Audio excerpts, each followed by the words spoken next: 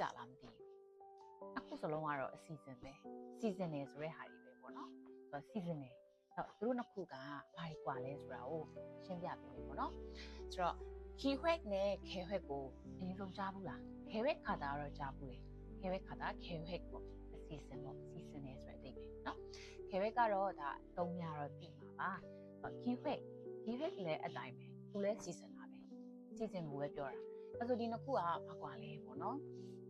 ဘာကွာလဲဆိုလို့ရှိရင်ကျတို့အလုပ်တစ်ခုခုပေါ့မလုပ်ခင်ပါပေါ့မလုပ်ခင်မှာအရင်ဆုံးဒီအလုပ်ကိုငါဘာကြောင့်လုပ်ရမှာလဲနော်ဘာကြောင့်လုပ်ရမှာလဲအရင်ဆုံးရည်ရွယ်ချက်တွေကိုဒါစပြီးတော့စဉ်းစားရတယ်အဲ့အပိုင်းကkeywordဖြစ်မလား keyword ဖြစ်မလားအဲ့လိုအပိုင်းကိုဒါ keyword လို့သုံးတာနော်ဒီအလုပ်တစ်ခုကိုလုပ်ရမယ့်အကြောင်းရင်းဘာကြောင့်လုပ်တဲ့နာလဲဘာကြောင့်လုပ်ရမှာလဲဆိုတဲ့ဟာကိုစပြီးတော့စဉ်းစားတာအမှစပြီးတော့ဒါစီစဉ်ရပြီဆိုတော့အဲ့အပိုင်းကိုဒါ keyword ခါတာ keyword လို့သုံးတာပေါ့နော် keyword လို့သုံးတယ်အဲ့ပါတော့ကိုစီစဉ်လိုက်တဲ့အလုပ်ကကိုစဉ်းစားလိုက်တယ်ဒါအကြောင်းရင်းလဲခိုင်လုံတယ်လုပ်ဖို့အကြောင်းလဲသိချသွားပြီလုပ်မယ်စလုပ်တော့မယ်ဒီလုပ်ငန်းကိုစလုပ်တော့မယ်ဆိုလို့ရှိရင်နောက်မှာဘယ်လိုလုပ်ရမလဲဘယ်လိုနည်းလမ်းတွေသုံးပြီးလုပ်မလဲပြီးရင်ဘာပစ္စည်းလေးတွေလိုအပ်မလဲဒါကိုအသေးစိတ်စီစဉ်တဲ့အပိုင်းကို keyword လို့ခေါ်တယ် keyword လို့သုံးတာပေါ့keyword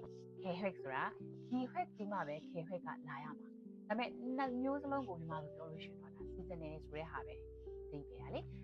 keyword တို့ keyword တို့ကဒါproject တွေလုပ်တဲ့အခါမှာဒါစီးပွားရေးလုပ်တဲ့သူတွေအသုံးရတာပေါ့marketing တွေဒီအပိုင်းတွေမှာလုပ်တဲ့အခါမှာဒါအသုံးရတဲ့စကားလုံးဆိုတော့အဲ့ဆိုလုပ်ငန်းတစ်ခုခုကိုဘယ်ဟာမဆိုပေါ့နော်ကိစ္စတစ်ခုကိုလုပ်တော့မယ်လုပ်ဖို့အတွက်အရင်ဆုံးဘာကြောင့်လုပ်ရမှာလဲဆိုတဲ့စကားကိုအရင်ဆုံးလေးရမှာစဉ်းစားရမှာလေအဲ့စဉ်းစားတဲ့အပိုင်းလေးက keyword အပိုင်း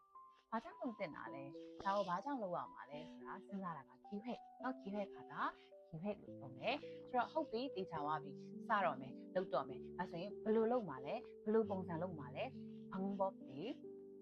နီလန်းနေပေါ့နော်ဒါတွေကိုစပြီးတော့အသေးစိတ်ဆွဲရတော့မယ် plan ဆွဲရတော့မယ်ဆိုလို့ရှင်တော့ keyword ခါတာနော်ပင်လယ်ကိုသွားမယ်ဆိုရင်ပင်လယ်ကိုဘာကြောင့်သွားမှာလဲနော် keyword အရင်ဆုံးလုပ်ရတယ်ဘာကြောင့်လဲဘယ်သူနဲ့တွေ့မှာလဲဘာကြောင့်သွားရတာလဲအကြောင်းရင်းပေါင်းများစွာမေးပြီးတော့မေးခွန်းတွေထုတ်တယ်ဒီနေ့โอเคဒါဆိုလို့ရှိရင်ဟုတ်ပြီသွားဖို့တော့ဖြစ်သွားပြီဘယ်လိုသွားမှာလဲဘယ်လိုနီးလန်းနဲ့လဲဟိုမှာဘယ်လိုတဲမှာလဲအကုန်စီစဉ်ရတယ်အသေးစိတ်အဲ့ဒါက keyword ခါတာ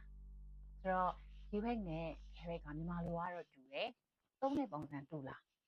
မတူဘူးเนาะမတူတော့ဒီနှစ်ခုလေးကိုရှင်းရှင်းလင်းလင်းကွဲကွဲပြားသိစေချင်တယ်ပေါ့နော်ဒါချင်လဲ